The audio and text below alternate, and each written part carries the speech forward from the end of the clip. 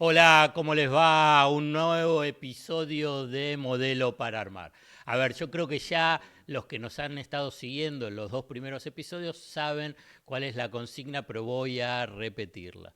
La idea es pensar la Argentina, por consiguiente, el modelo para armar para la Argentina. Todos estamos discutiendo, hablamos y tenemos una aspiración sobre qué modelo uno puede sentir más, se puede sentir más cómodo o cuáles son las propuestas, que por lo menos esos consensos básicos. ¿Y por qué aparece esta propuesta o me surge la idea de esta propuesta? Es porque uno puede ya estar un poquito, un poquito cansados de el eterno péndulo de la Argentina, que vuelvo a repetir, en un momento un gobierno aperturista, otro momento un gobierno proteccionista, en otro momento una experiencia política endeudadora, otra desendeudadora, y así uno y otro, la Argentina en un loop que lleva a un estancamiento secular.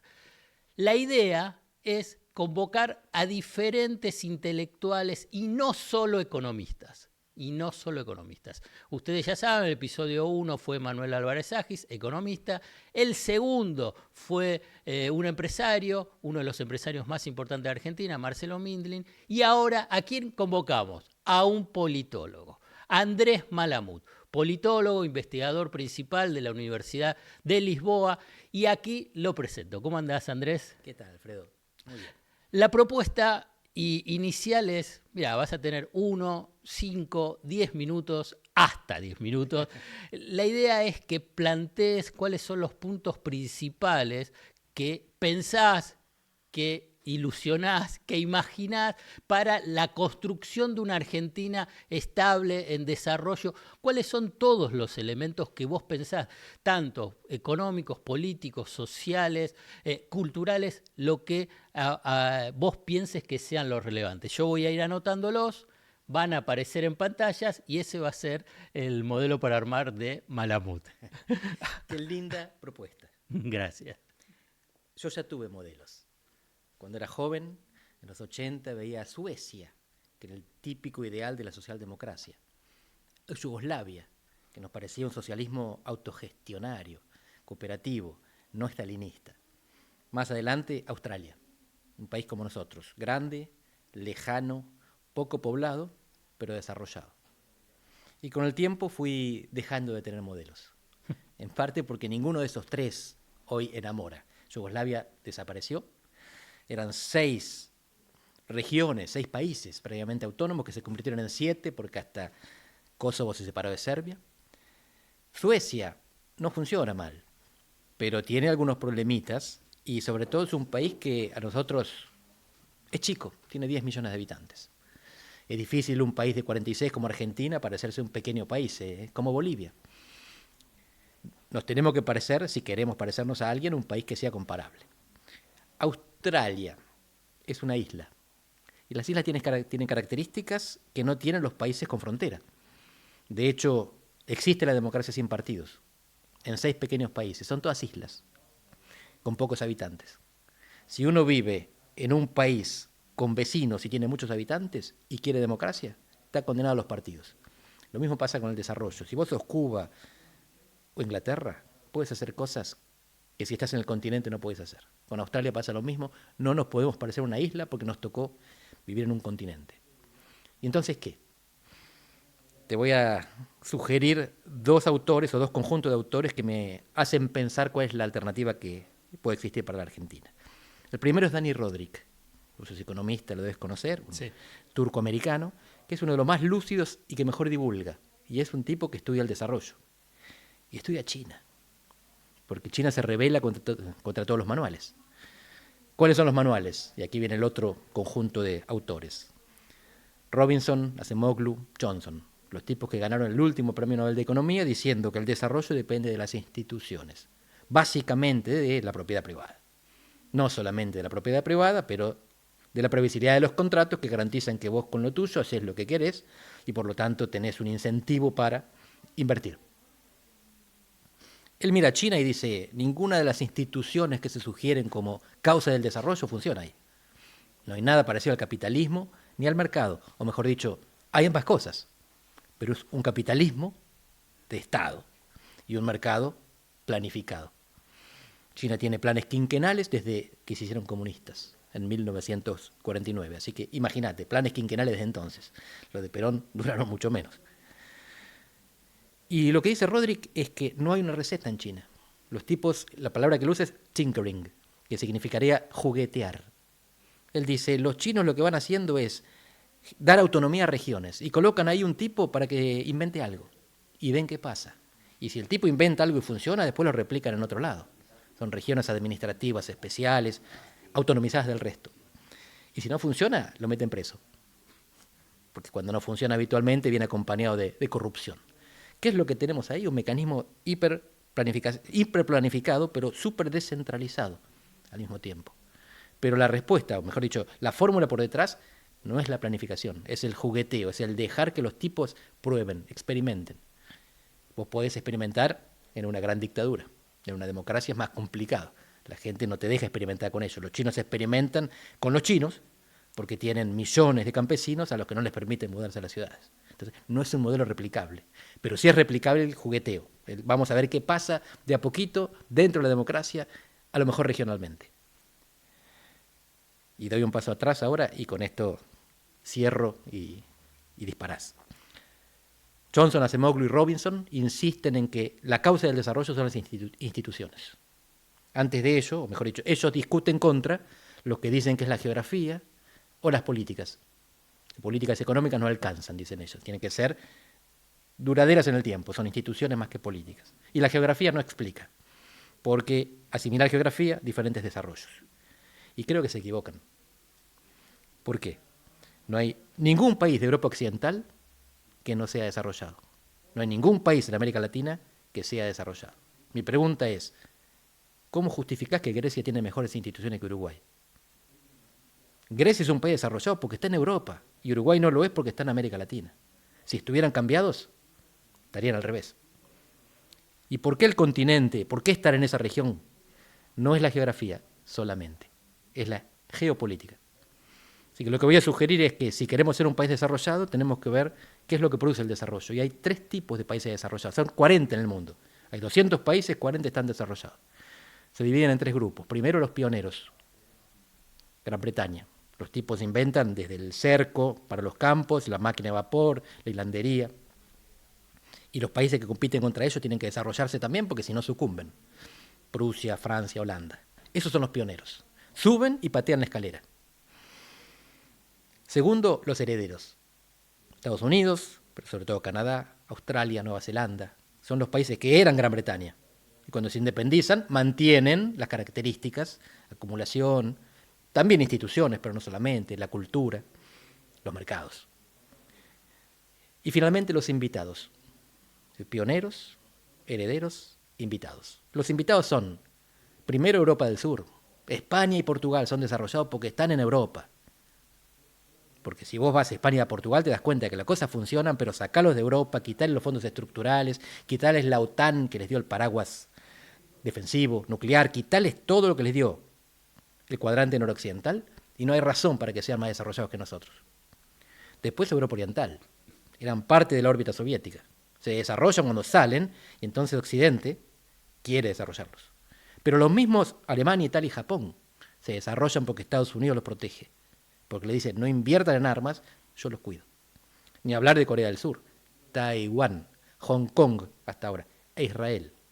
Son todos países que fueron protegidos por los ya desarrollados, fueron invitados al desarrollo, por razones geopolíticas, por razones económicas, porque servían para no ser comunistas, para evitar el efecto dominó, o porque servían para generar mercados, para que te compren los productos. Hay quizás un solo país que se desarrolló sin ser pionero, sin ser heredero, sin ser invitado, que es Japón, al inicio, que es un desarrollo por emulación, por copia. No tenía condiciones, conocemos la historia, hay 4 tipos de países, decía Simón Kuznets, desarrollados, en desarrollo, Japón y Argentina. Eso es el segundo que ya lo menciona. Seguí, y bueno, algunos se lo adjudican a Samuelson. Yo se lo adjudicaba a Samuelson. Jesús Rodríguez que conoce, también es un economista que conoció, me dice que es Kuznets. Pero puede ser, sí, porque dice que Samuelson se lo tomó. es probable. En cualquier caso es Pero lo probable hizo que ambos... famoso Samuelson. Es así. Esa es la fuente original que yo tenía.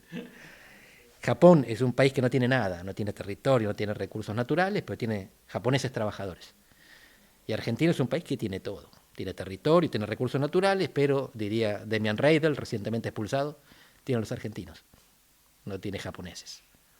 Entonces, no es eso solamente. Pero lo que quiero decir es, entiendo la posibilidad de que un país se desarrolle solo, pero es una isla. Japón es una isla con una cultura única. Inclusive Samuel Huntington, el que habla del choque de civilizaciones, que separa al mundo en grandes civilizaciones, media docena, dice que Japón es una civilización en sí misma. Es una civilización, nación, estado, conjunto de islas. Muy difícil de imitar. Así que Argentina lo que necesita es que le inviten.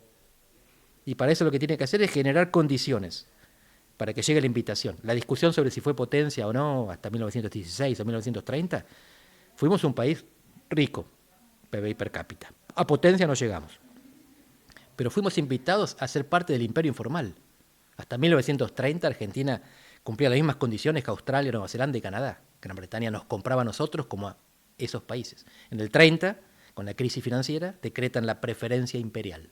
Le compran al Commonwealth, nos caímos del imperio informal, nos caímos del mundo. Hubiéramos podido ser desarrollados si el mundo nos invitaba. En 1930 el mundo nos desinvitó. ¿Qué quiere decir con esto? Que nuestro fracaso en desarrollarnos no es solamente nuestro. Hay países que hicieron las cosas mucho mejor que nosotros y no están desarrollados. Uruguay y Chile. Pero, esto dicho, puede ser Uruguay y Chile o puede ser Venezuela. Desde el subdesarrollo hay diferentes niveles, diferentes formas de vida. Y yo prefiero ser Uruguay o Chile a Venezuela. Bueno, bárbaro, Andrés. A ver, vamos a algunos puntitos de lo que estabas mencionando. Y que me parece, hay varios y vamos a ir desarrollándolos. Pero a mí me parece un punto interesante hablar sobre el tema de las instituciones. ¿Por qué? Porque hay toda una... Y vos mencionaste, haciendo la referencia a China también y a países occidentales. Hay una línea politólogo, el tema de la institucionalidad. Sí. Digamos, la institucionalidad es una base fundamental para el desarrollo. Otros plantean que es importante la institucionalidad, pero no es esa condición necesaria y suficiente para ese desarrollo. En la Argentina del futuro, esa del modelo para armar, ¿cómo imaginás, cómo planteás, cuáles son los desafíos, mejor dicho, para que esté más amplia la propuesta, las instituciones? Es muy amplio, pero simplemente te digo, teniendo en cuenta lo siguiente, la grieta, el tema de la falta de confianza del Poder Judicial, el tema de las tensiones vinculadas con los partidos políticos, bueno, la institucionalidad también pensada en los gremios, las cámaras empresariales, digamos, el tema de la institucionalidad en la Argentina, no solamente de la abstracción, sino llevado al punto concreto y cuáles son las propuestas.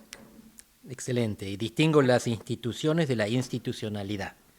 La institucionalidad es un concepto genérico, las instituciones son organizaciones, formas específicas. Creo que hace falta institucionalidad para desarrollarse. Alguna, casi te diría cualquiera. Lo que necesitamos son mecanismos que tornen previsible el resultado de la acción. Que cuando vos invertís, sepas que tenés alta chance de recuperar la inversión y ganar plata. Que cuando vos trabajás, sepas que tenés la posibilidad de ahorrar sobre eso y mejorar tu vida y la de tus hijos. Pero el tipo de institución que te permite eso es hipervariable, hipervariable. El capitalismo hoy no se parece en nada al capitalismo como era en sus orígenes. Y el capitalismo en Estados Unidos no se parece mucho al capitalismo en China, aunque se están pareciendo cada vez más.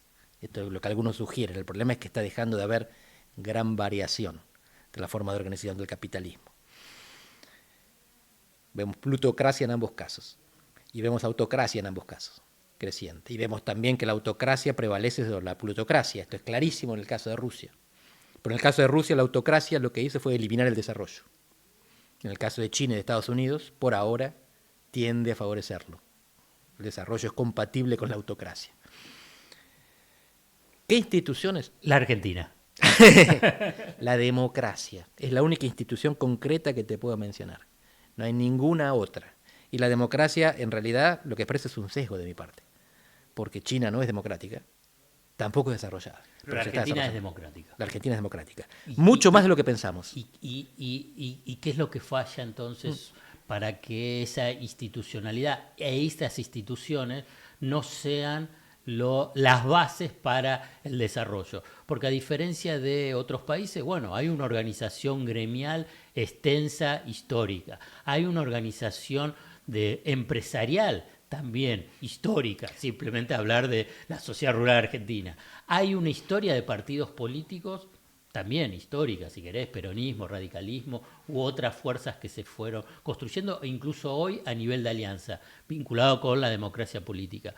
Tenés incluso de organizaciones sociales, tenés de un poder judicial largo, cuestionado, no importa. Bueno, ¿qué es lo que falla entonces? O en todo caso, vuelvo a preguntarte para no pensar de hoy. ¿Cuál es el desafío de esas instituciones para que haya un sendero de desarrollo?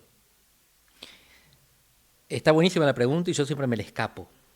Me voy a la comparación. Pero porque no hay desarrollo autónomo.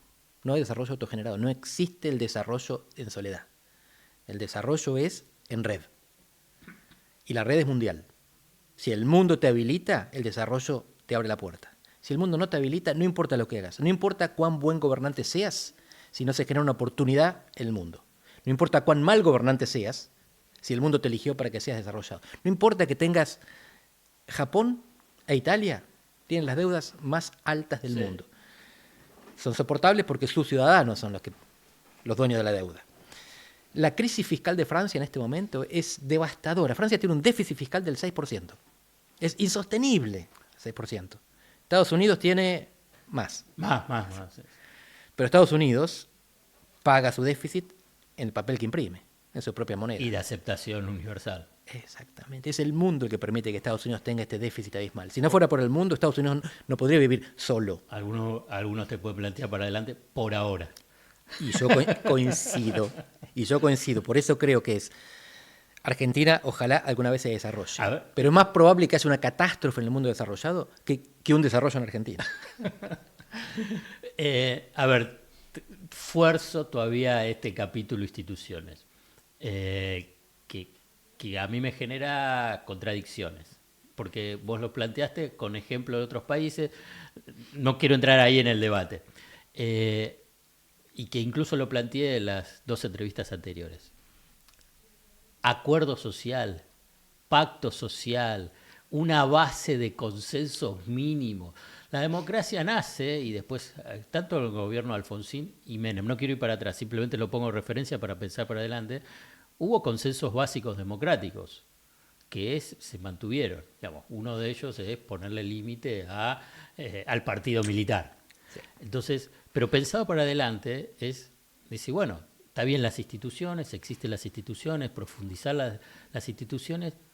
¿Vos qué pensás? ¿Existe? ¿Pensás que eso es un desafío, un acuerdo, un pacto social o eso no? Hay 2 instituciones que son aquellas que llevaron a que algunos países de América Latina, que estaban mucho peor que nosotros, hoy estén parecidos a nosotros. Aquí hay una especie de convergencia. Argentina parte de muy arriba, los otros parten de muy abajo, convergemos, y en los últimos años Chile y Uruguay nos superan en PBI per cápita sin llegar a desarrollarse. Brasil se viene acercando también. Todavía está abajo. ¿Qué es lo que tienen, qué es lo que tuvieron continuadamente los gobiernos de Chile, Uruguay y Brasil? 2 acuerdos. Democracias fiscalistas.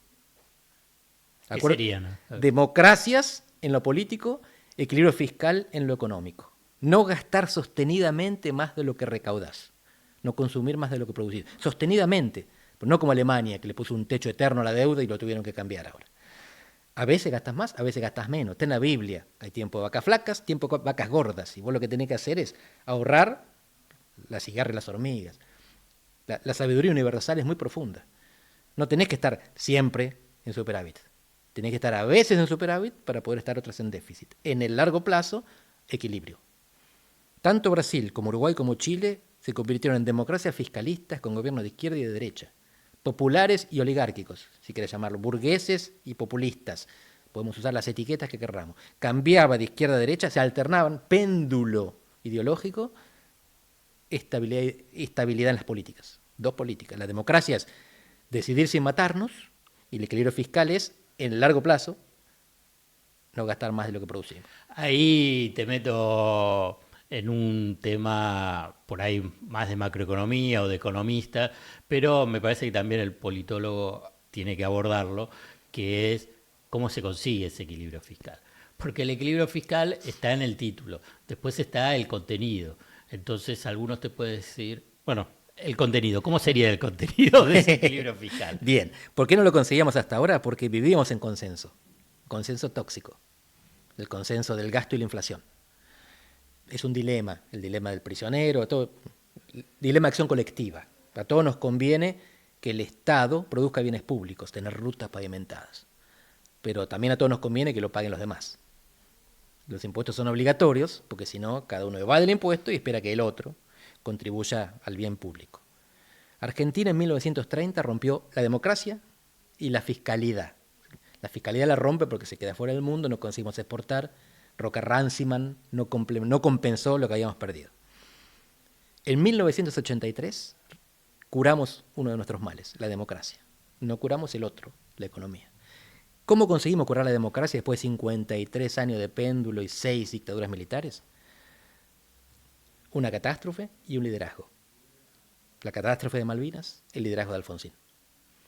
Nos faltó eso para la economía, o mejor dicho, nos faltó el liderazgo, porque las catástrofes las coleccionamos. Tuvimos el 2001, y fíjate que Kirchner asume con este lema de un país normal, pero superávit gemelo. El superávit de Milei no es novedad. El problema es que los Kirchner descubren superávit gemelo con legitimidad electoral, ganan elecciones porque ajustan, no era ajuste exactamente, pero gastar menos de lo que entraba, y después ellos mismos lo pierden. Y es un ciclo el kirchnerismo que se come a sí mismo. Milei no trae novedad, la cumple. Para adelante. Digamos, cuando hablas de equilibrio fiscal, y yo te incorporo, vos lo mencionaste, está el tema del gasto y el tema de los impuestos. Ahí es donde tenés ingresos y egresos. Y ahí, dentro de ese acuerdo social o dentro de las instituciones, necesitas una definición, porque la progresividad del gasto, la progresividad impositiva, también el gasto es progresivo o regresivo, depende cómo se utilice ese gasto. Entonces, la progresividad del gasto y de los impuestos es parte de esa institucionalidad construida con un acuerdo social. Estoy dando casi la respuesta, pero simplemente para que vos lo puedas ampliar, sí, vinculado, porque me parece que eso es central para pensarlo para adelante, porque vuelvo a insistirlo, digamos, si no hay un acuerdo sobre quién tiene que pagar y a la vez cuál es la exigencia al Estado sobre cuál es el destino del gasto, y queda solamente en el título. Ese es el papel del liderazgo. La catástrofe te rompe lo que hay, el consenso tóxico, y el liderazgo te indica la dirección de la salida. Tuvimos la catástrofe de Malvinas y Alfonsín que te indica la democracia es por acá. No es una salida electoral, es una entrada a la vida. Tenemos la catástrofe hiperinflacionaria, 89-90, y Menem dice, es por acá. Nos engaña primero, salariazo, revolución productiva, y después dice, no, convertibilidad y ajuste. Y la gente compró, porque la estabilidad era la respuesta a la hiperinflación. Después se rompe, porque no está bien diseñado o no salen a tiempo, falta flexibilizar. Tuvimos la catástrofe del 2001 y la gente votó a Kirchner, que tenía superávit gemelos. Y después tuvimos la pandemia. Y ahora viene Milei, que dice algo parecido a lo que habían dicho antes. Menem no trae equilibrio fiscal salvo un par de años, pero trae ajuste y estabilidad. Kirchner trae equilibrio fiscal y alguna estabilidad. Con la baña, después la pierde. Milei ahora lo está prometiendo, va un año y poco, nada más. Lo más probable es que termine mal, como termina todo en Argentina, pero no es necesario que termine mal, porque la catástrofe pandémica reveló una sociedad que es diferente a la anterior, por dos razones. Primero, porque es más joven, y segundo, porque es más federal. Es más joven significa que los chicos de hoy no requieren del Estado como los de antes, y porque se bancan la injusticia social. Milei gana las elecciones diciendo que su ídolo es Thatcher y que la justicia social es perversa. y gana diciendo eso, y lo sigue diciendo y sigue manteniendo apoyo. Y segundo, porque Milei gana las elecciones, las primarias, las PASO, en 16 provincias y pierde en las dos Buenos Aires, sale tercero en las dos Buenos Aires. Vivíamos en un mundo ambacéntrico y de viejos. Y Milei gobierna en un mundo del interior y de jóvenes. Y es un liderazgo diferente a todo lo que pensábamos porque la estructura social es diferente a lo que era. Cuando tenés que, y esta es la última vinculada a este capítulo porque tengo varios, a nivel impositivo, ¿vos pensás que los que más tienen que pagar más a nivel impositivo? ¿Que esa es una tensión dentro de ese marco de disputas entre instituciones democráticas? Sí, y esta respuesta no dice nada, porque en Argentina los que más tienen son los jubilados respecto a los jóvenes, y esto que estoy diciendo puede parecer injusto o falso, pero hay 20% de pobreza entre los jubilados y 80% de pobreza entre los jóvenes. Así que a los jóvenes les parece bien que los jubilados cobren menos y que los jóvenes reciban más. Nosotros tenemos la visión tradicional de pensar que el que más tiene es el propietario, el capitalista, y el que menos tiene es el trabajador. Y en realidad la injusticia es generacional para estas generaciones que están votando esta cosa diferente y nueva. Hay otro punto, y acá salto a el tema, yo creo que vos hiciste todo un bordado entre geopolítica, pioneros, herederos e invitados. A ver si yo hago una suerte de interpretación, o por ahí si me equivoco, me lo decís, ¿no? Que es cuál es esa Argentina de ese modelo para armar, tiene que elegir. Tiene que elegir a ver quién te invita. Y el mundo está cambiando, es otro mundo, no es un mundo unipolar como se pensaba en el 89, y ahora hay como, después de la caída del muro de Berlín, y ahora hay una cosa como movimiento de placas tectónicas en el reordenamiento mundial. Y yo lo que observo es que hay una corriente muy fuerte en Argentina en ese modelo para armar al futuro, es decir, te tenés que aliar con uno. ¿Es con Estados Unidos o es con China? O con el mundo asiático, o con los BRICS. ¿Qué pensás? Buenísimo.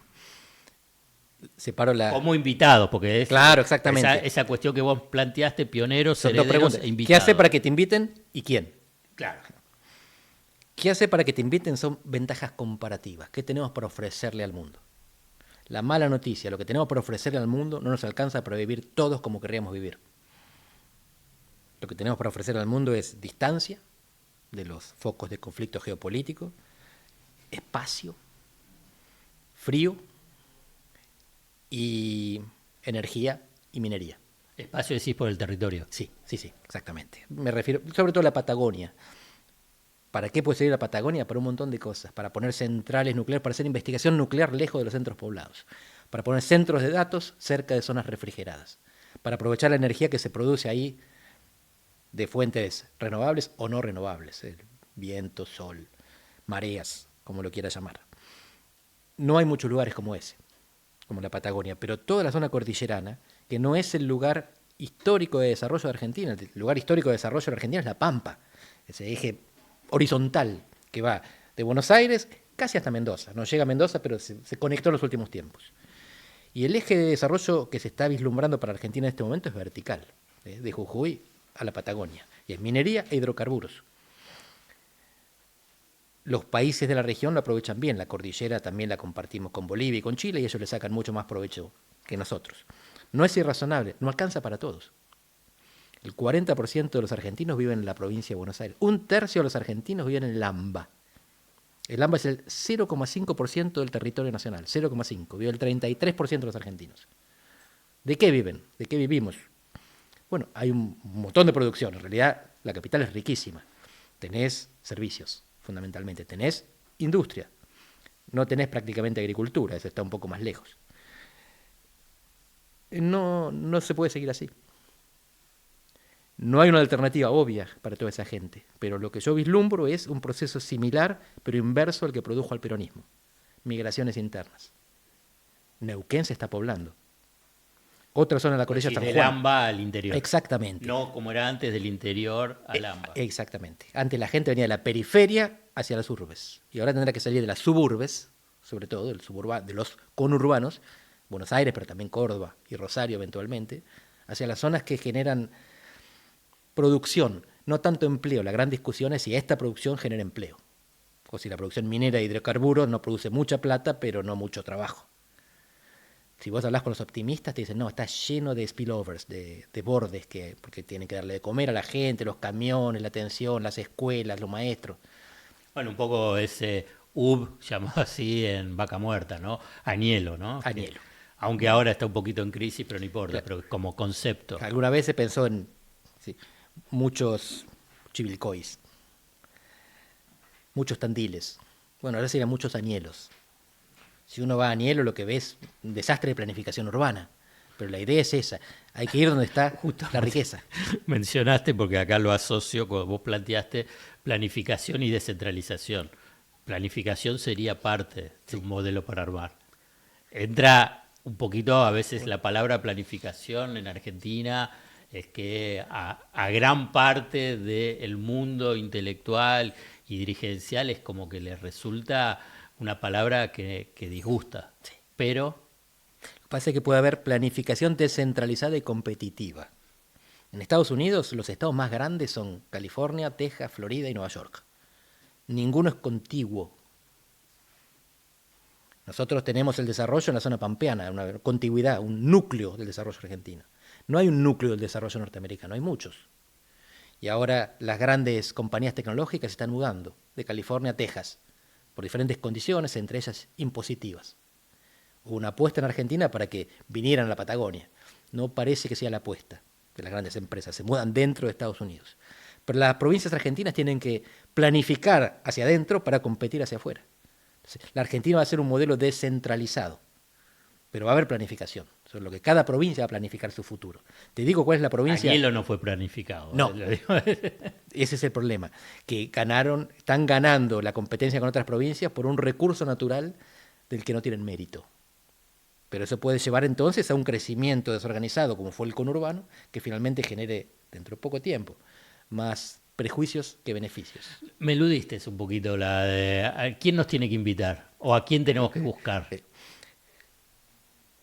Los países como Argentina, que son vulnerables, periféricos y dependientes, no están en condiciones de pararse y elegir, salvo que se subordinen. Yo creo que la subordinación, más allá de la indignidad, no es conveniente, porque nosotros necesitamos opciones y multiplicar vínculos, cuanto más mejor. Idealmente, mira, la estrategia de Indonesia. ¿Por qué digo Indonesia? Porque es el cuarto país más poblado del mundo, más poblado que Brasil. Son centenares de islas. Y tienen es musulmán. Tienen recursos. Tienen algunos recursos, sí. China los utiliza, China los fue a buscar. Bueno, pero ¿qué dicen ellos? Ellos dicen, somos polígamos. En geopolítica somos polígamos. Y queremos que compitan por nosotros. Y con China hacemos este negocio y con Estados Unidos también. Y vengan todos. Porque nosotros vamos a vamos a salir de novios, ¿no? Con el que nos traiga beneficios. Lo dicen oficialmente, es el discurso oficial. Y Argentina podría decirlo con más romanticismo, sin tanto cinismo quizás, pero de la misma manera. Queremos ser amigos de todos. Swap con China queremos. Apoyo en el Fondo Monetario de Estados Unidos queremos. Un puerto de aguas profundas de Estados Unidos, de China queremos. Estados Unidos quiere traer otra cosa que nos sirva, queremos también. Vengan todos, venga Europa. La estrategia apropiada hay muchas maneras de llamarlo a esto, pero no es equidistancia, es equiproximidad. Cuanto más amigos de todos, mejor. Perdemos el día que nos hagan optar. Y en esa estrategia, en una economía global y también a nivel político de movimientos de bloques, ahí la Argentina en esa estrategia es más fácil si se piensa como un bloque regional, Mercosur, UNASUR o como quieras ponerle, si es más o menos amplio, o ya ese sendero ya está agotado, o debe ser revitalizado. Soy escéptico, pero no lo era. Me volví escéptico porque estudio el tema. A ver. La Unión Europea es un proceso exitoso de integración regional, pero tuvo condiciones únicas que no se repiten en ninguna otra región. Por eso el mundo sigue siendo un mundo de estados y no de regiones. Los europeos querían ser el primero, pionero, y después clonarse. Y el acuerdo con el Mercosur, que todavía se está negociando, aunque digan que ya lo firmaron, lo que muestra es el intento de duplicarse en América Latina, de exigir regionalización para hacer un acuerdo. No, si querés hablamos de los detalles, que mucho no lo construye, pero ¿cuáles fueron las características únicas de la Unión Europea? Primero, la principal potencia regional estaba derrotada. Brasil no está derrotado, Nigeria, Egipto, Sudáfrica no hay derrotados, las potencias no fueron derrotadas en nuestros continentes. Estás hablando de Alemania. Alemania, exactamente. Segundo, había sido derrotada por culpa propia. Segundo, tenía recursos, los recursos los tenía la potencia. Si vos mirás América Latina, Brasil no tiene más recursos que los demás. En PBI per cápita, Brasil es más pobre que Uruguay y que Chile y que Argentina, y lo fue que Venezuela antes que Venezuela quebrara. Tercero, no hay una Francia, una segunda potencia que tenga la capacidad diplomática de hacer que la potencia derrotada acepte que sus recursos paguen su culpa. Dice, ok, sí, yo me mandé el holocausto, lo lamento, pediré perdón para toda la vida, y aquí tienen mi carbón y mi acero para mostrar que nunca más vamos a hacer una guerra y que crecemos juntos. Digo Francia porque Robert Schuman y Jean Monnet, los que pensaron la integración europea eran franceses, no alemanes. Y después no hay amenaza soviética en América Latina. No hay plan Marshall. No hay enemigo ni benefactor. La Unión Europea no existiría si no fuera por la amenaza soviética y la plata americana. Dennos un plan Marshall y un tipo que nos invade si no nos juntamos, y nos juntamos, pero no hay. Y por consiguiente vos ves que ahí tiene que haber una estrategia más individual de los países latinoamericanos. Económicamente sí, pero securitariamente no. Mi expectativa es que se está produciendo un desacople temático en las regiones. Los mercados que queremos no están en la región. Los mercados que no queremos sí.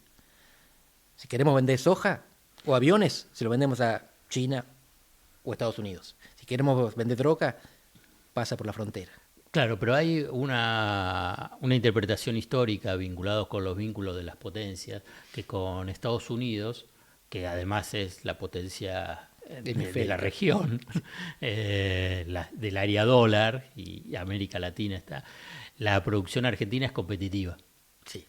Y con China es complementaria. Sí. Y entonces, yo, sigo tu línea de razonamiento y digo, bueno, ¿quién me puede invitar al desarrollo?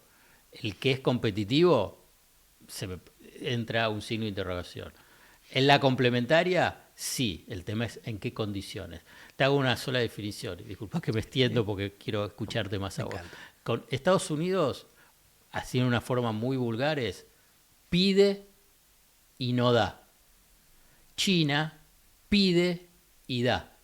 Entonces, ¿cómo negociar o cómo administrar ese objetivo de desarrollo para que te inviten? Buenísimo. No hay mucho que negociar. Si quieren nos dan y no se lo podemos exigir. Tenemos que estar con el que nos dé. Si dejamos de estar con Estados Unidos es porque Estados Unidos nos perdió. Estados Unidos está perdiendo a Brasil. Cuando Trump se pone de esta manera contra Lula, lo que hace es empujar a Brasil hacia China. Si vos hablás con la élite brasileña, no quieren ir hacia China, son proamericanos. Los militares, los empresarios son proamericanos. Y pensaban que Argentina se había vendido a China. Y ahora ellos dicen, nos están echando a nosotros también, nuestros aliados. Disculpa, ahora sí. La oligarquía cafetera en Brasil, que odia a Lula, que no quiere saber de Lula, es como que ahora necesita a Lula en función a esa tensión que tiene con Trump.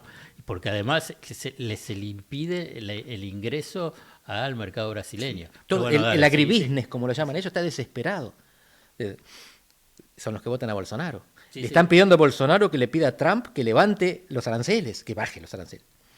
Bueno, te doy el caso de Brasil, porque para saber si Argentina puede ser autónoma, veamos si Brasil puede serlo. Brasil es mucho más grande que nosotros, 5 veces más población. Si Brasil no puede, nosotros tampoco. Brasil comercia 40% con China, 10% con Estados Unidos, más o menos. Varía entre un año y otro. De todo lo que vende, 40 va a China, 10 a Estados Unidos. Pero a China va la soja y el hierro, mineral de hierro. Y a Estados Unidos van aviones, y jugo de naranja, y zapatos, y acero. Es decir, que un cuarto de lo que manda para China, pero con mucho más valor agregado. ¿De quién depende más? Depende de los dos. Más cuantitativo de uno, más cualitativo del otro. No puede desvincularse de ninguno porque si se desvincula de Estados Unidos, pierde su industria y su tecnología. Si se desvincula de China, pierde la mayor parte de los recursos que le dan. Argentina está igual. Sí. Necesitamos a los dos. Y para cerrar ese capítulo, es un desafío complejo, ¿no? Que no depende de nosotros. Mira, para cerrar esto justamente, hay dos autores brasileños, Daniela Campelo y César Zucco, que tienen un libro que se llama La maldición de la volatilidad. Y ellos estudian América del Sur y dicen, miren, no importa cómo gobierna un presidente, yo te doy dos variables que no dependen de él y te definen su reelección o su popularidad. El precio de las commodities y tasa de interés. El precio de las commodities depende sobre todo de China, tasa de interés de la Fed de Estados Unidos. Si la tasa sube, se te va el dinero para Estados Unidos. Si baja, tenés la posibilidad de agarrar. Si commodities suben, vendés un montón y vale más. Si bajan, vendés menos. El 80% de la popularidad de un presidente sudamericano y de su probabilidad de reelección dependen de estos dos factores. 80, no importa si son buenos o malos gobernantes. Claro, porque esos dos factores influyen después en variables muy sensibles, que es el tipo de cambio, el ingreso de la mayoría de la población. Esto se llama dependencia, pero no es dependencia de un emperador, de un monarca, de un imperio, es dependencia de un mercado, del mercado mundial. Voy al punto que, para que lo desarrolles y que por ahí yo lo entienda más y mejor, cuando vos pusiste democracia y propiedad privada. Lo de democracia algo desarrollo, pero propiedad privada, ¿a qué te referís? Porque me parece que lo vas a desarrollar. Siento como que hay una confusión vinculada con el tema de la propiedad privada en Argentina. Como que si estuviese cuestionada la propiedad privada en Argentina o algo así. O no sé por qué lo planteás, el tema de la propiedad privada. Lo planteo porque estoy influenciado por un amigo mío con el que tengo un podcast. El podcast se llama Decilo. Fenómeno Barrial. Es una ironía sobre lo que sabemos. ¿Con quién? Pablo Castro. Pablo Castro es politólogo y economista. Vivió en Londres mucho tiempo y ahora está de vuelta en Argentina. Conoce los mercados financieros como nadie y maneja muy bien los datos. Y él insiste en que la institución básica es la propiedad privada. No es como yo lo hubiera definido como politólogo, pero lo sigo en esto. La institución básica son los contratos. Los acuerdos entre privados tienen que ser garantizados. Son garantizados por una autoridad superior, un juez, un referee, el Estado. De esto se trata. Eso torna previsible que si yo te doy un bien a cambio de una moneda y vos no me das la moneda, yo puedo ir y quejarme. Y entonces vos recibís una sanción. Él habla de propiedad privada. Simplemente, yo hubiera dicho cumplimiento de los contratos. En todo caso, una y otra necesitan de lo mismo. Enforcement, aplicación. Una autoridad que es lo que la civilización se llama un tercero imparcial. Si vos jugás al fútbol en el campito, en el barrio, no necesitas referee, porque hay confianza y cuando no hay, te cagas a trompadas. Pero si vos jugás profesionalmente, sin referee no se puede, hace falta un tercero imparcial. El Estado es eso. Las instituciones, las reglas no funcionan sin alguien por encima de los conflictos. Con ese concepto, a ver, para deducir, en la Argentina lo que se necesita es respeto a los contratos y respeto a la propiedad privada. Sí. Y la justicia argentina no es confiable, por eso cada vez que firmamos algo con alguien, nos sometemos a las Cortes de Nueva York y por eso tenemos los problemas que tenemos. Si tuviéramos una justicia confiable, no tendríamos que firmar contrato diciendo, si no lo cumplo, el juez de Nueva York tiene jurisdicción. Dejame un espacio, en general trato de no hacer controversia, pero en este espacio digo... Bienvenida sea. Pero vinculado con el tema de los contratos, y fundamentalmente se concentra la crítica en la Argentina. Yo creo que en la Argentina se respeta la propiedad privada y que no existe una idea del estatismo tal como... bueno, pero no importa eso, sino sobre el tema de los contratos. Sí hubo en las grandes crisis, pero precisamente porque estalló todo por los aires, uno piensa en el 2001, que los contratos no se respetaron, lo mismo que el tema del default. Pero me voy a tomar de tu recorrido respecto a cómo los países se desarrollaron. Y hay un trabajo para mí excepcional sobre la historia de los default la historia de los default en el mundo, desde 1600 hasta la fecha. Uno de los autores es Carmen Reinhart, el otro ahora se me está escapando. Carmen Reinhart es una economista que trabajó en el banco de inversión Bear Stearns y después en la universidad, en universidades. Y uno lo que observa es que precisamente todos estos países que vos incluso mencionabas, pioneros, herederos, tuvieron unas violaciones de contratos fenomenales. en el 1600, en el 1700, en el 1800 y en el 1900. Y en el ranking te encontrás con países que son desarrollados, que han defaulteado, que han violentado los contratos. Entonces decís, bueno, ¿cómo es que se desarrollaron si violaron tanto los contratos? Incluso en el ranking, vos mencionaste a Grecia. Grecia está dentro de los principales de los países que defaultearon. España, Francia. A Estados Unidos se le considera que hubo 2 default no expresados tradicionalmente, pero por ejemplo, cuando decretó el fin de la convertibilidad con el oro, en agosto del 70, Richard Nixon, ¿no? Claro. Pero vuelvo. Entonces decir, bueno, estamos hablando de la propiedad privada e inmediatamente surge, y obviamente que es parte del debate, digamos ahora, ¿por qué, digamos, el tema tan central es si hay otros países que se desarrollaron violando contratos de la propiedad privada, ¿por qué pasa a ser un elemento central? Disculpen la extensión. No, 1000% de acuerdo con vos. Pero estás cuestionando a Robinson y a Acemoglu, que son lo que dicen las instituciones, y no mi interpretación. Ellos se desarrollaron porque a pesar de violar todos los contratos, los invitaron a pertenecer. Solitos no se hubieran desarrollado. Si vos sacás a Grecia, a España, a Europa, no serían países desarrollados, qué duda cabe. Y Francia está por ahí, también hay más de una Francia, pero en todo caso fue pertenecer. Francia no solamente defaulteaba, perdía todas las guerras. Y sin embargo terminó ganando la paz, porque tenía... Este es el contexto. Mira, uno de los ejemplos que más me gusta de contexto. Se sabe que ser un país sin costa te retira un cierto porcentaje anual al PBI, 1% se calcula. Si vos sos Bolivia o 17 países de África, sos más pobre que si estás en la costa. Pero Suiza no es más pobre. Porque el problema de ser un estado sin costa, con malos vecinos o con vecinos pobres. Si vos tenés a Francia y Alemania de vecinos, no necesitas mar. Y podés ser el mayor productor de relojes para llegar a horario aunque no tengas barcos. Entonces el contexto es todo. Suiza en África no sería un país desarrollado. En Europa pudo serlo. Así que totalmente de acuerdo, yo creo que los contratos son importantes, no son determinantes, más importante es que te permitan pertenecer.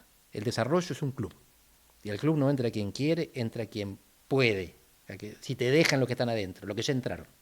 Y ahora sí, la última de los puntos que vos mencionaste, que me parece, yo creo que para la Argentina y para el pensar del modelo a desarrollar me parece un desafío inmenso cuando planteas no hay receta única. Menos mal. Porque si hubiera receta única... Disculpa, porque sí. Muchos plantean decir, bueno, tenés que imitar y tenés que hacer como en su momento planteaban, me parece que fue, y con todo respeto digo, Terraño hablaba de Irlanda, otros te planteaban... creo que Gerchunov y Yach planteaban el tema Australia, y así, todo decir, bueno, otros planteaban decir, bueno, ¿cómo es Chile? Como si pudiese ser que se puede trasladar la experiencia argentina, es decir, podés ser como lo otro. Claro. ¿Cómo es receta única? Yo no estoy en contra de los modelos regionales o sectoriales. Para desarrollar esta política, fíjate lo bien que lo hizo ese país. O para desarrollar esta región nos sirve esta experiencia. Desarrollar un país de 46 millones de habitantes, no hay modelo, no hay manera. Y sobre todo, nadie lo consiguió solito, diciendo voy a ser como aquel, salvo quizás Japón. El único ejemplo, una isla de tipo disciplinado, no tienen para dónde irse si les sale mal. Así que modelos, si son sectoriales o regionales, modelo de país no existe, lo tenemos que inventar. Y eso es una fortuna, porque tenemos una chance. Ahora, si nos llega la invitación, es esto.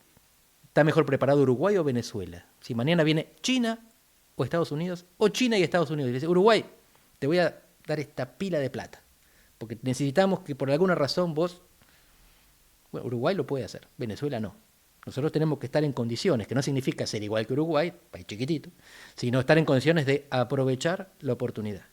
Y la oportunidad nosotros no la inventamos, podemos incentivarla, y para mí la única manera es, a partir de tu pregunta anterior, tener 1 millón de amigos. No sabemos de dónde va a llegar la invitación, a lo mejor de la India, no lo digo en broma. La India tiene tanta población como China y sigue creciendo. Y después, esto sí puede parecer más irónico, y no lo es, La tercera región del mundo por demografía, la que viene, es África, que va a tener tanta población como la India o como China. De cada 5 seres humanos, un chino, un indio, un africano y el resto, todo lo demás. Bueno, Andrés, el gran desafío ahora, ahí tenemos modelo para armar. Andrés Malamud, ¿qué título le pones a tu modelo? Argentina, porque no se va a parecer a ninguna otra cosa. Bueno, muchísimas gracias, Andrés. Interesantísimo. La idea, la propuesta es tratar de pensar, de pensarnos con diferentes miradas, con diferentes visiones y me contengo en el tema de la controversia porque quiero escuchar a quienes traen, porque así también voy aprendiendo y voy ampliando los conocimientos y la mirada. Ese es el objetivo también para los que nos están escuchando y los que están viendo, es que podamos pensar un modelo para armar para la Argentina. Hasta la próxima.